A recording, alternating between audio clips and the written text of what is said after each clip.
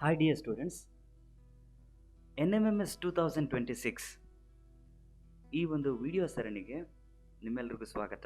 ಈಗಾಗಲೇ ಇತಿಹಾಸ ಹಿಸ್ಟ್ರಿ ವಿಭಾಗದಿಂದ ಮೊದಲ 2 ಚಾಪ್ಟರ್ಗಳ ಹಳೆಯ ವರ್ಷದ ಕ್ವಶನ್ ಪೇಪರ್ಗಳು ಹಾಗೆ ಡಿಪಾರ್ಟ್ಮೆಂಟ್ ಇಂದ ಬಿಟ್ಟಿರೋ ಪುಸ್ತಕದಲ್ಲಿರುವಂಥ ಕ್ವಶನ್ಸ್ಗಳನ್ನ ಡಿಸ್ಕಷನ್ ಮಾಡಿದ್ದೀವಿ.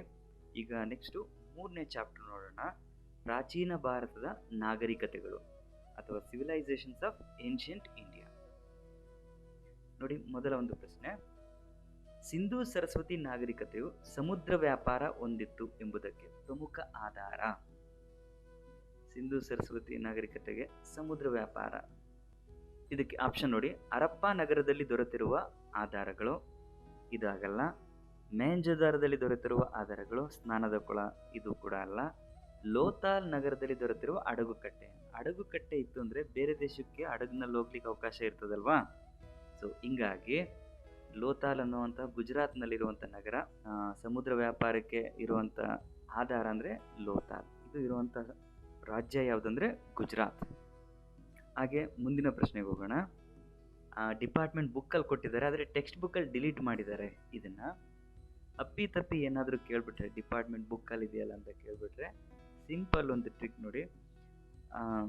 ಸಿಂಧೂ ನದಿಗೆ ಉಪನದಿಗಳಿವೆಲ್ಲವೂ ಕೂಡ ಇವು ಹಳೆಯ ಹೆಸರುಗಳು, ಇವು ಪ್ರೆಸೆಂಟ್ ಯೂಸ್ ಮಾಡ್ತಾ ಇರುವಂಥ ಹೆಸರುಗಳು. ಇದರಲ್ಲಿ ಶತುದ್ರಿಗೆ ಸಟ್ಲೇಜ್ ಅಂತ ಪ್ರೆಸೆಂಟ್ ಕರೀತಾರೆ. ಇದೊಂದು ನೆನ್ಪಿಟ್ಕೊಳ್ಳಿ, ಶತುದ್ರಿ, ಸಟ್ಲೇಜ್. ಈ ಅನ್ನೋದಕ್ಕೆ 5ನೇ ಆಪ್ಷನ್ ಇಲ್ಲಿದೆ, ಇಲ್ಲಿದೆ. ಹಿಂಗಾದ್ರೆ ಇನ್ಯಾವುದೂ ಇಲ್ಲ, ಇದೇ ನಮಗೆ ಸರಿಯಾದಂಥ ಉತ್ತರ ಆಗಿರ್ತದೆ. ಅವ್ರೇನು ಮಾಡಿದ್ದಾರೆ, ಸೀರಿಯಲ್ ಆಗೇನೆ ಜೋಡಿಸ್ಬಿಟ್ಟಿದ್ದಾರೆ ನೋಡಿ.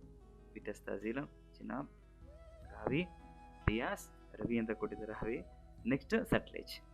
ಓಕೆ, ಟೆಕ್ಸ್ಟ್ ಬುಕ್ಕಲ್ಲಿ ಇವಾಗ ಡಿಲೀಟ್ ಮಾಡಿರೋದ್ರಿಂದ 99% ಈ ಕ್ವಶನ್ ನಿಮಗೆ ಬರೋದಿಲ್ಲ. ಎನಿವೆ, ಮುಂದಕ್ಕೆ ಹೋಗೋಣ. ಪ್ರೀವಿಯಸ್ ಇಯರ್ ಕ್ವಶನ್ಸ್ 2025ರ ಕ್ವಶನ್ ನೋಡಿ.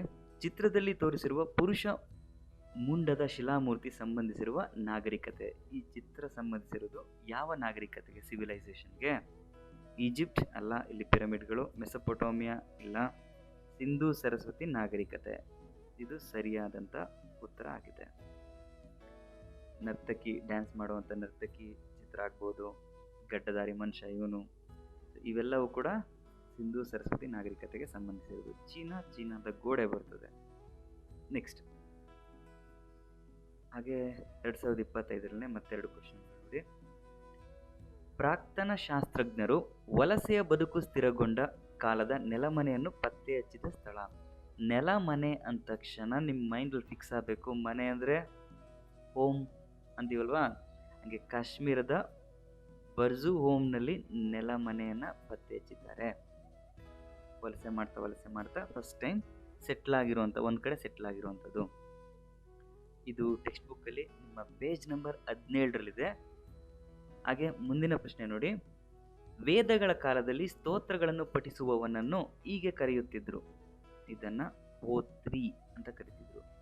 ಓತರ್ ಅಥವಾ ಓತ್ರು, ಓತ್ರಿ, ಈ ಥರ 3ರಲ್ಲಿ ಹೆಂಗೆ ಕೊಟ್ಟರು ಕೂಡ ಇದೇ ಉತ್ತರ ಆಗಿರ್ತದೆ. ಗಮನಿಸಿ, ವೇದಗಳ ಕಾಲದಲ್ಲಿ ಮಂತ್ರಗಳನ್ನ ಪಠಿಸುವವನನ್ನ ಓತ್ರಿ ಅಂತ ಕರಿತಾ ಇದ್ರು. ಇದು ನಿಮಗೆ ಟೆಕ್ಸ್ಟ್ ಬುಕ್ನಲ್ಲಿ 20ನೇ ಪೇಜಲ್ಲಿದೆ, ಹುಡುಕ್ರಿ, ಚೆಕ್ ಮಾಡ್ರಿ, ಆಯ್ತಾ. ಸೊ ಮುಂದಕ್ಕೆ ಹೋಗೋಣ. ನೆಕ್ಸ್ಟ್, ಹಾಗೆ ಈ ಕ್ವಶನ್ ಈಗ ಟೆಕ್ಸ್ಟ್ ಬುಕ್ಕಲ್ಲೆಲ್ಲ ಡಿಲೀಟ್ ಮಾಡಿದ್ದಾರೆ ಅಂತ ಹೇಳಿದೆ ಅಲ್ವಾ. ಟೆಕ್ಸ್ಟ್ ಬುಕ್ಕಲ್ಲೆಲ್ಲ ಇದು ಕೊಡೋ ಚಾನ್ಸಸ್ ಇಲ್ಲ. ನೆಕ್ಸ್ಟ್, 2021ರ ಕ್ವಶನ್ ನೋಡಿ.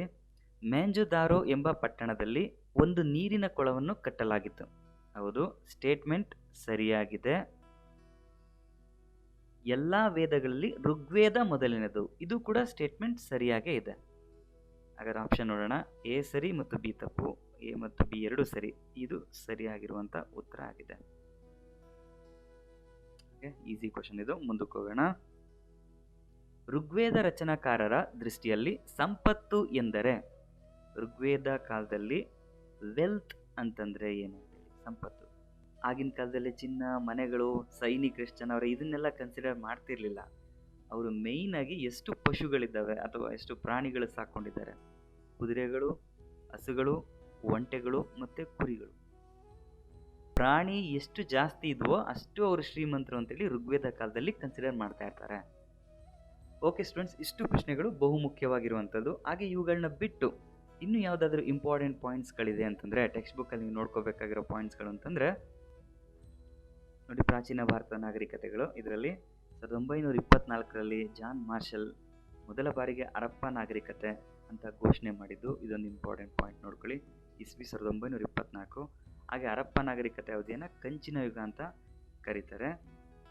ಹಾಗೆ ನೆಕ್ಸ್ಟ್ ಸರಸ್ವತಿ ಗುಪ್ತಗಾಮಿನಿ ಅಂತ ಕರೀತಾರೆ. ಹಾಗೆ ಮೊಹೆಂಜೊದಾರೊದಲ್ಲಿ ಈಜುಕೊಳ ಇತ್ತು. ನೋಡಿ, ಇದು ಚಿತ್ರ ಇದೆ, ಈಜುಕೊಳ ಕೊಟ್ಟ.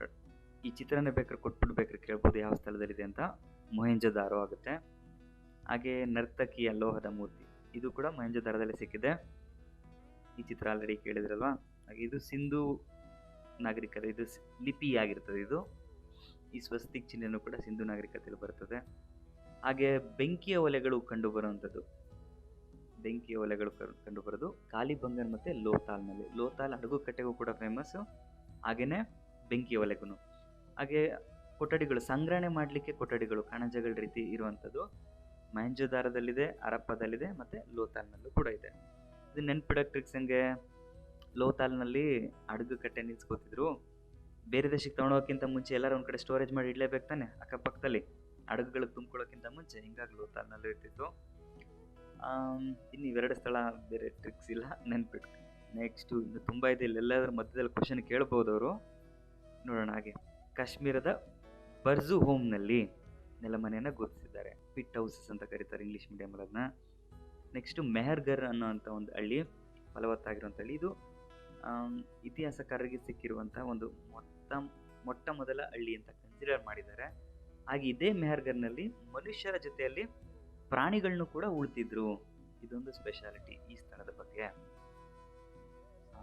ಹಾಗೆ ಶಿವಲಿಂಗ ಸಿಕ್ಕಿರೋದು ಕಾಲಿಬಂಗನಲ್ಲಿ. ನೆನ್ಪಿಡಕ್ಕೆ ಹೆಂಗೆ ಮಾಡೋಣ, ಕಾಳಿ ಇರೋದನ್ನ ಕಾಳಿ ಅಂತ ಅನ್ಕೊಳ್ಳಿ. ಕಾಳಿ ಶಿವ ಎರಡು ಮ್ಯಾಚ್ ಆಗುತ್ತಲ್ವಾ. ಈ ಮಾತೃ ದೇವತೆ, ಈ ಮೂರ್ತಿ ಕೂಡ ಸಿಂಧು ಸರಸ್ವತಿ ನಾಗರಿಕತೆಗೆ ಸೇರಿರುವಂಥದ್ದು.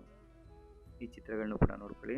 ಹಾಗೆ ಇಲ್ಲೂ ಕೂಡ ಚಿತ್ರಲಿಪಿ ಇರ್ತಿತ್ತು, ಆದರೆ ಇಲ್ಲಿ ಐರೋಗ್ಲಿಫಿಕ್ಸ್ ಹತ್ರ ಏನು ಬರೆಯೋಕ್ಕೆ ಹೋಗಿಲ್ಲ, ಪವಿತ್ರ ಲಿಪಿ ಅಂತೇನು ಬರೆಯೋಕ್ಕೆ ಹೋಗಿಲ್ಲ. ಇದನ್ನು ನೋಡ್ಕೊಳ್ಳಿ.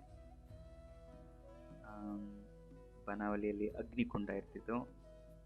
ಸ್ತ್ರೀ ವಿಗ್ರಹ ಮೊಹೆಂಜೊದಾರೊದಲ್ಲಿ. ಹಾಗೆ ಇನ್ನು ಇತರೆ ಪಾಯಿಂಟ್ಸ್ಗಳಂದರೆ, ಧೋಲಾವೀರ ಎಂಬಲ್ಲಿ ಮಳೆ ನೀರನ್ನ ಸಂಗ್ರಹಣೆ ಮಾಡುವಂಥ ವ್ಯವಸ್ಥೆ ಇತ್ತು ಧೋಲಾವೀರದಲ್ಲಿ. ಹಾಗೆ ಅವನತಿ ಬಗ್ಗೆ ಬಂದರೆ, ಇದು ಅವನತಿ ಆದಾದ್ಮೇಲೂ ಕೂಡ, ನಾಗರಿಕತೆ ಎಂಡಾದ ಮೇಲೂ ಕೂಡ ಗುಜರಾತಿನ ಲೋತಾಲ್ನಲ್ಲಿ ಇದು ಇನ್ನೂ ಅನೇಕ ವರ್ಷಗಳವರೆಗೆ ಮುಂದುವರಿಯುತ್ತೆ. ಹಾಗೆ ಇನ್ನು ವೇದಗಳ ಕಾಲದ ಬಗ್ಗೆ ಬಂದರೆ, ವೇದ ಅಂದರೆ ಜ್ಞಾನ ಅಂತ ಕೊಟ್ಟಿದ್ದಾರೆ. ಹಾಗೆ ಪೂರ್ವ ವೇದ ಹಾಗೆ ಉತ್ತರ ವೇದ ಅಂತ ಡಿವೈಡ್ ಮಾಡಿರ್ತಾರೆ.